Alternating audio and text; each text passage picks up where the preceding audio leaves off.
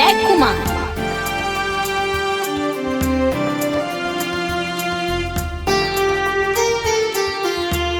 भरल सभा में कैसे धरती भीतर गेलन हो राम।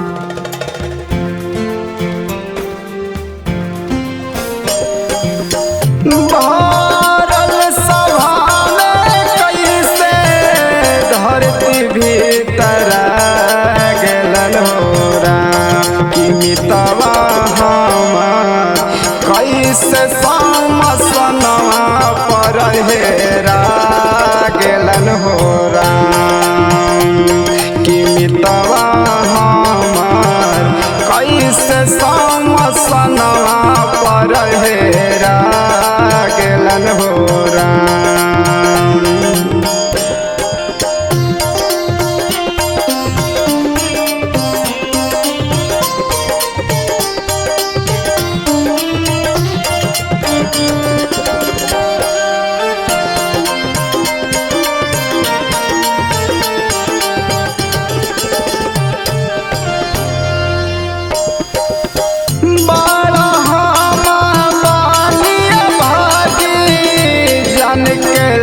के उड़ले आगे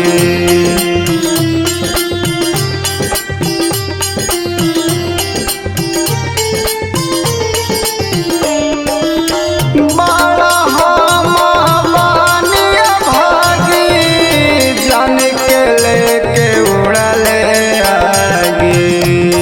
कि दिलवा जोड़ी तोड़ी के जिंदगी भर रोला गेलन हो राम।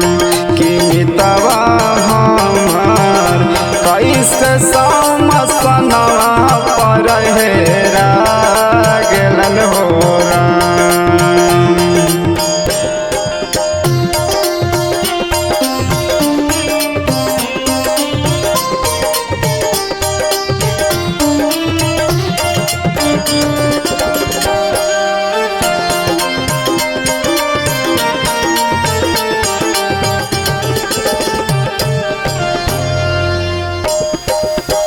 कैसे हम सहब जुदाई मंगिया में लग गेलै दागी।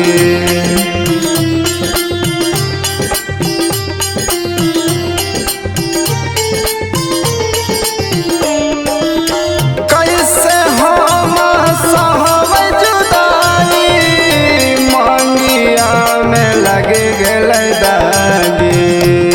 नीतीश बीरबलवा छोड़ी के अपन पराया हो गेलन हो राम। कि मितवा हमार कैसे समसनवा